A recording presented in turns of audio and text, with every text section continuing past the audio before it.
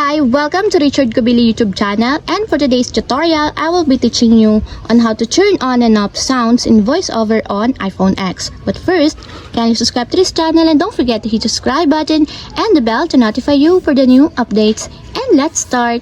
Using your iPhone X, from your home screen first, go to Settings. Then in the settings, scroll down and find the accessibility, then tap. Then in the accessibility, go to Vision section and then tap the voiceover. Then after that, in the voiceover, scroll down again and then tap the audio. Then in the audio, tap the sound and haptics. Then in this part, in the sound and haptics, find the sounds, and as you will see, there's a switch button located on the side of it. Then all you have to do is just tap it to enable until it becomes green. When enabled, the volume rotor will change only the volume of voiceover speech. And if you want to disable or turn off, just tap again the switch button.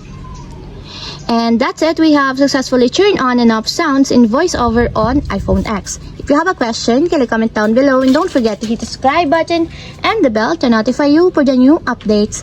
And thank you for watching.